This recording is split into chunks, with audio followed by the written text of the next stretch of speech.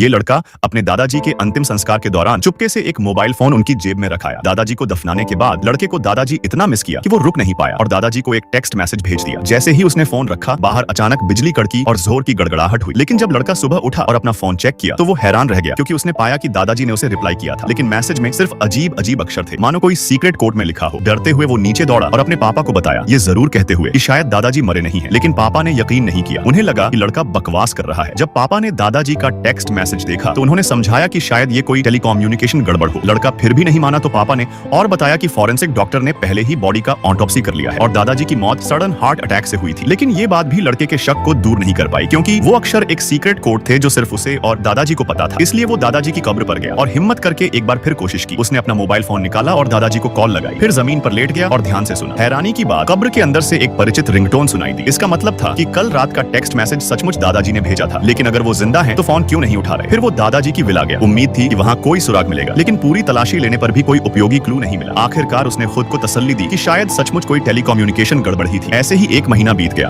और लड़का धीरे धीरे इस बात को भूलने लगा। फिर आया डांस पार्टी का दिन। लड़के ने अपनी क्लास की सबसे पॉपुलर लड़की के साथ डांस किया, जिससे स्कूल का बुली गुस्से में आ गया। उसने लड़के को जबरदस्ती बाहर घसीटा और बुरी तरह पीटा। इतना करने पर भी उसका गुस्सा शांत नहीं हुआ। जाने से पहले उसने लड़के के दोनों हाथ क्रॉस करके जमीन पर दबा दिए। घर लौटकर लड़का बाथरूम में छिप गया और दादाजी का नंबर डायल किया। सारी शिकायतें रो रो कर उन्हें सुनाई। लेकिन अगले दिन जो हुआ उसकी उम्मीद नहीं थी। क्लासमेट्स ने मैसेज भेजा कि स्कूल बुली रहस्यमयी तरीके से गायब हो गया। लड़का यकीन नहीं कर पाया जब तक कि वो मौके पर नहीं पहुंचा और पुलिस को बुली की लाश ले जाते नहीं देखा। पुलिस से पता चला कि लाश के हाथ क्रॉस थे, बिल्कुल उसी पोजीशन में जैसा कि उसे पीटते वक्त किया गया था। सच जानकर लड़का पूरे दिन खामोश और परेशान रहा। क्लास टीचर ने कुछ गड़बड़ महसूस की तो छुट्टी लेकर घर जाने को कहा और बोली कि ये एक एक्सीडेंट था। लड़का समझ गया कि टीचर अच्छाई कर रही है, लेकिन अंदर से वो जानता था कि सब कुछ दादाजी से जुड़ा हुआ है। इसलिए शाम को उसने फिर दादाजी को कॉल लगाई, लेकिन जैसे ही फोन रखा अचानक दादाजी का कॉल बैक आ गया। अगर तुम होते तो उठाते क्या?